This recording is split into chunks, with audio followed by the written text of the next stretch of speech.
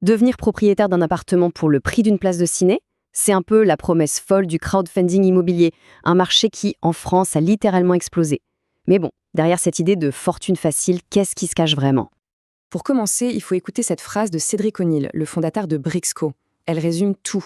C'est le problème de base que ces plateformes veulent résoudre. Cette frustration immense face à un marché de l'immobilier qui semble complètement inaccessible pour la plupart des gens. La question est sur la table. Est-ce que c'est possible, oui ou non, de devenir proprio pour une somme aussi dérisoire?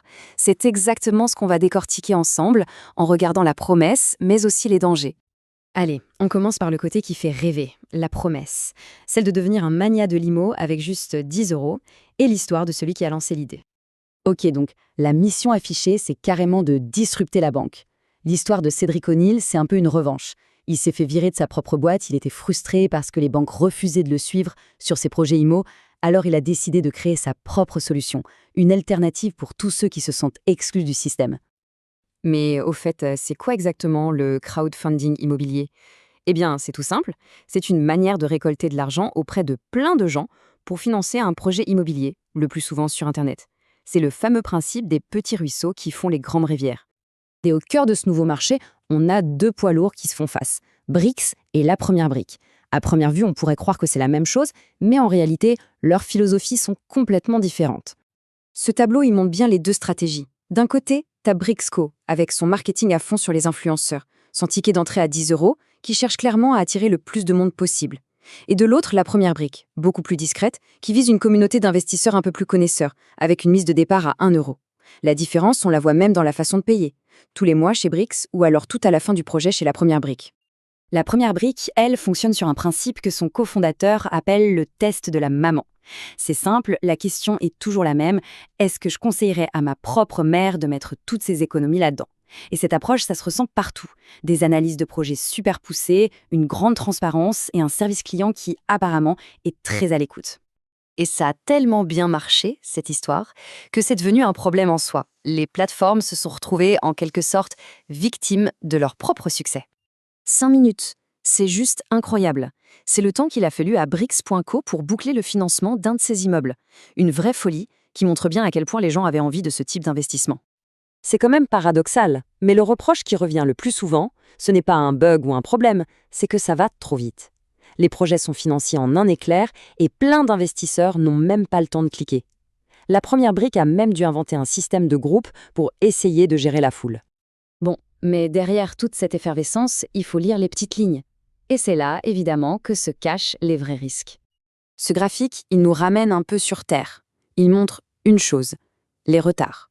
D'après des chiffres qui circulent sur un forum d'investisseurs, presque 30% des projets lancés par La Première Brique en 2022 ont pris du retard. Donc ce n'est pas juste un petit accident de parcours, c'est une réalité pour une bonne partie des projets. Et là, cette citation d'un membre du forum Finari, elle est essentielle. Elle explique très bien comment les plateformes peuvent se vanter d'avoir 0% de pertes, alors que la réalité est plus nuancée. C'est vrai, il n'y a peut-être pas de perte en capital définitive, mais ça ne veut pas dire que tout va bien. Par exemple, La Première Brique a quand même 17 projets en procédure collective. Du coup, ça amène à une question hyper importante. Quand on met son argent là-dedans, qu'est-ce qu'on possède à la fin? Et là, attention, c'est le point crucial. Il faut bien comprendre qu'en investissant, on ne devient pas propriétaire. Pas d'un mètre carré, pas d'une brique. On est créancier. Ça veut dire quoi?